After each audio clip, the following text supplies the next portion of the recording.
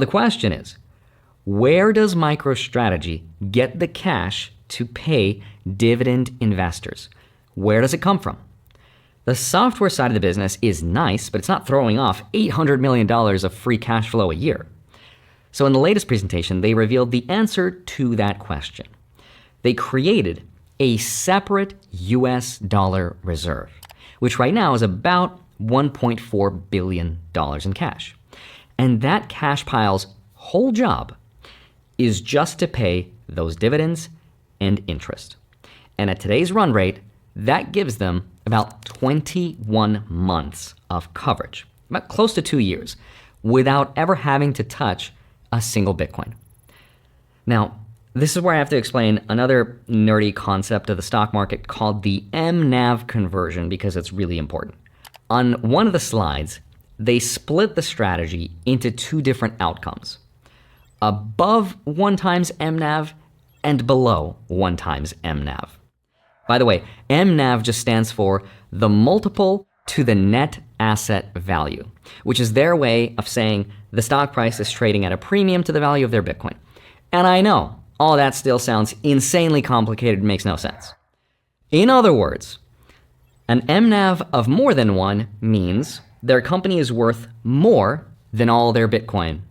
And below 1 times MNAV means their company is worth less than all their Bitcoin. Okay, so if the stock is trading at above 1 times MNAV, that is good, that is what they want. In other words, when the market is willing to pay a premium for a share of MicroStrategy that's worth more than the underlying value of the Bitcoin it represents. Then, in that case, MNAV more than 1, they will sell their stock into that premium. This allows them to raise dollars cheaply and then to use those dollars to top up the cash reserves, which is what is used to pay the dividends. Hopefully that's clear. That's how they built the $1.4 billion cash buffer. But then there's the other outcome, right? The not so good one. And here's where they show what happens if the stock ever trades at a discount to their Bitcoin. Remember, that's when the MNAV is below times 1, right? It says sell Bitcoin derivatives. In other words, the moment the market stops overpaying for their Bitcoin, everything flips. They stop issuing shares, because that would be like selling $1 of Bitcoin for 80 to 90 cents. You don't want to be selling your Bitcoin at a discount to anyone, right? And if the cash reserves are not enough and they run out, the only way to keep paying those preferred dividend investors is to start selling pieces of the Bitcoin pile. That is the structural comparison that people say looks a lot like a modern version of what could end up becoming the death spiral. And by the way, the death spiral looks like this. Once the cash pile runs dry, they're forced to sell Bitcoin. Selling Bitcoin pushes the price down, which makes the company worth less, which means they have to sell even more Bitcoin later to fund their debt obligations. So it has this cascading effect, especially when the stock is not trading above MNAV. That just means investors would not be willing to pay a premium for the company, which could realistically end up happening, and that would be very bad for the entire industry and, of course, the price of Bitcoin. So if I put you to sleep, let me just tie everything together and make it super simple. How long will MicroStrategy survive if there's an activation of this death spiral? And here's how you can think about it. It'll go one of 2 ways. If the stock trades above the value of their Bitcoin, they can raise cash by selling their shares at a premium. That's how they've been able to get as much Bitcoin as they have today. And it's also why the share price just does not get above a certain price point, because the moment it does, Michael Saylor rings the cash register and sells equity to get more money, so the stock goes down. That's outcome number 1, which is the one that they prefer.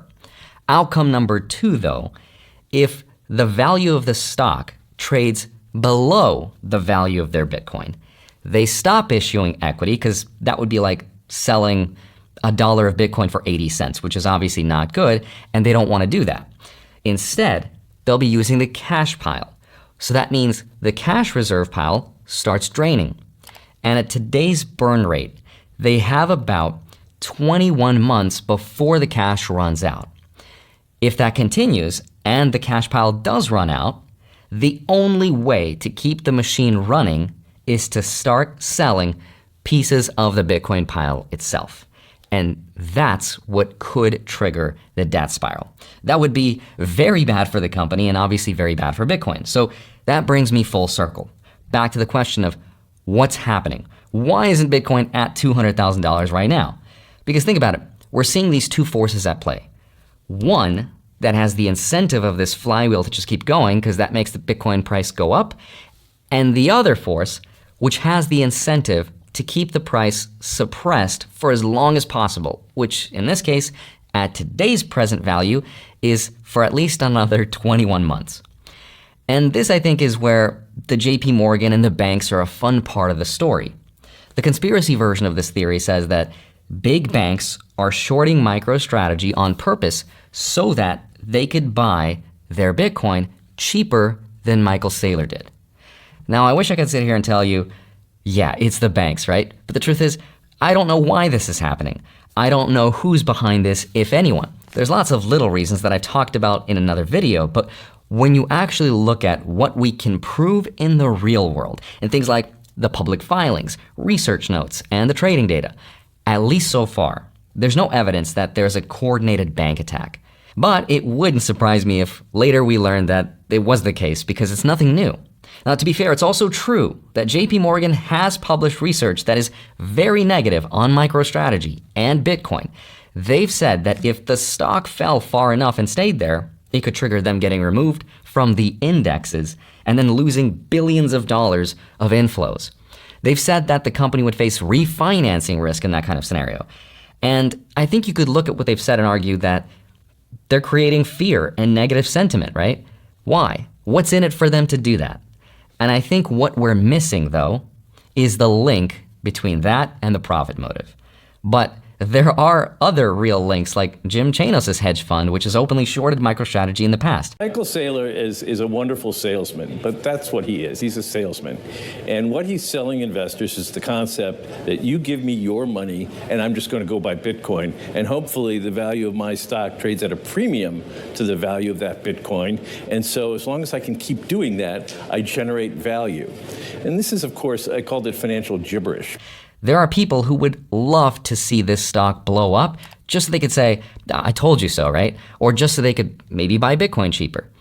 I don't have the evidence of some coordinated campaign where one institution is manipulating the price. But what I do see is some people are hedging against Bitcoin, some people are betting against Saylor, and some people are trading the technicals. But you put it all together, and I think it does feel like some coordinated attack. But what it probably is just a lot of different people responding to the same set of incentives, which at the end of the day is just to make money. So time will tell how it's going to play out, but personally, I'm still holding